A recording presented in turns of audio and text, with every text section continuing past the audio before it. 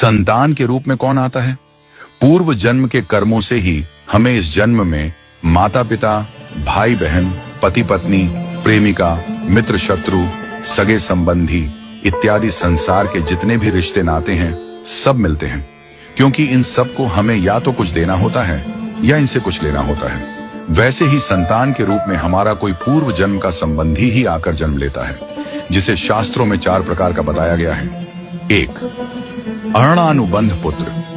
पूर्व जन्म का कोई ऐसा जीव जिससे आपने ऋण लिया हो या उसका किसी भी प्रकार से धन नष्ट किया हो, वह आपके घर में संतान बनकर जन्म लेगा।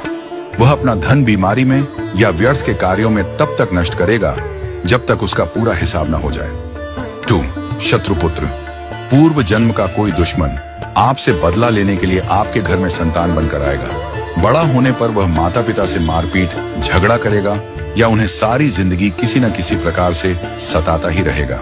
वह हमेशा कड़वा बोलकर उनकी बेइज्जती करेगा और उन्हें दुखी रखकर ही खुश होगा।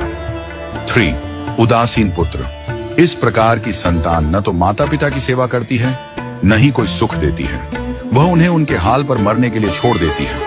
विवाह होने पर यह माता पिता से अलग हो जाते हैं और उनकी चिंता नहीं करते। 4. सेवक पुत्र। पूर्व जन्म में यदि आपने किसी की खूब सेवा की है तो वह अपनी की हुई सेवा का ऋण उतारने के लिए आपकी सेवा करने के लिए पुत्र बनकर आता है। जो बोया है वही तो काटोगे। यदि अपने माता पिता की सेवा की है तो ही आपकी संतान बुढ़ापे में आपकी सेवा करेगी, वरना कोई पानी पिलाने वाला भी पास न होगा। आप यह न समझें कि यह सब बातें केवल मनुष्य पर ही लागू होती हैं। इन 4 प्रकार में कोई भी जीव आ सकता है।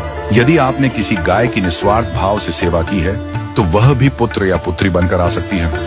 यदि आपने गाय को स्वार्थवश पालकर उसके दूध देना बंद करने के पश्चात उसे घर से निकाल दिया हो तो वह ऋणानुबंध पुत्र या पुत्री बनकर जन्म लेगी। यदि आपने किसी निर्दोष जीव को सताया है तो वह आपके जीवन में शत्रु बनकर आएगा। इसलिए जीवन में कभी किसी का बुरा न करें, क्योंकि प्रकृति का नियम है कि आप जो भी करोगे उसे वह आपको इस जन्म में या अगले जन्म में 100 गुना वापस करके देगी। यदि आपने किसी को 1 रुपया दिया है तो समझो आपके खाते में 100 रुपया जमा हो गए हैं। यदि आपने किसी का 1 रुपया छीना है तो समझो आपकी जमा राशि से 100 रुपये निकल गए। जरा सोचिए, आप कौन सा धन साथ लेकर आए थे और कितना साथ लेकर जाओगे? जो चले गए वे कितना सोना चांदी साथ ले गए। मरने पर जो सोना चांदी धन दौलत बैंक में पड़ा रह गया, समझो वह व्यर्थ ही कमाया। औलाद अगर अच्छी और लायक है तो उसके लिए कुछ भी छोड़कर जाने की जरूरत नहीं है, वह खुद ही कमा लेगी।